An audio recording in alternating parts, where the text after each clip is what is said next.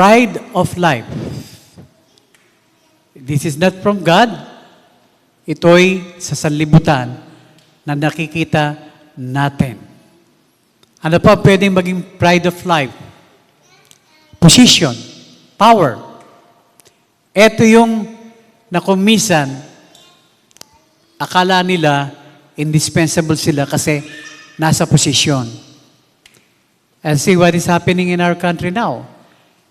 The president and the vice president are being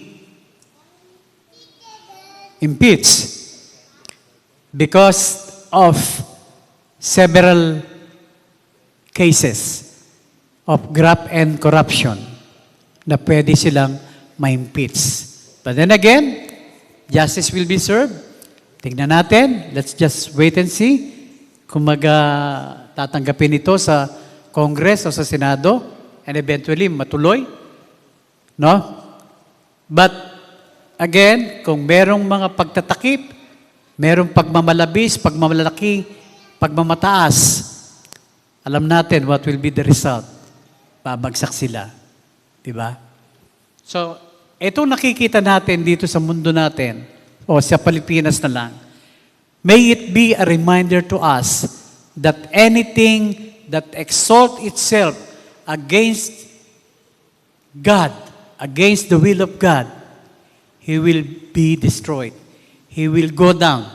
He will not escape the judgment of God.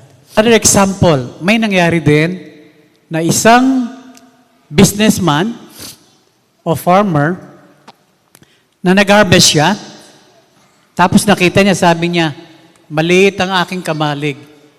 Masyadong marami na ang aking harvestin. So magpapagawa ko ng maraming warehouse para magkasya itong aking mga na-harvest na ito. And then, sasabihin ko sa aking kaluluwa, magsaya ka, mabuhay ka, kumain ka, mabuhay ka hanggang gusto mo.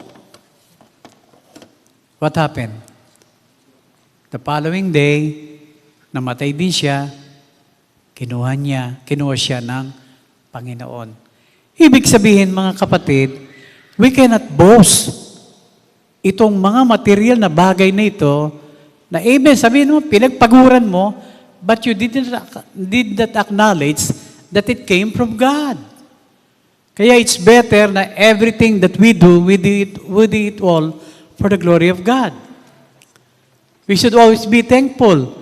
Nanalo ka sa isang laban, championship, basketball, sa tennis, si Alex Ayala, sa boxing, si Manny Pacquiao. Always see to it that, Lord, thank you. It's all about you. Hindi naman ito. Yung lakas ko galing sa iyo. But the people who do not acknowledge God, nakala nila sa kanila galing lahat yon. Yung kayamanan na yon, yung kagalingan na yon. What happened? They were judged. No? Pride of life. Covetousness. Idolatry.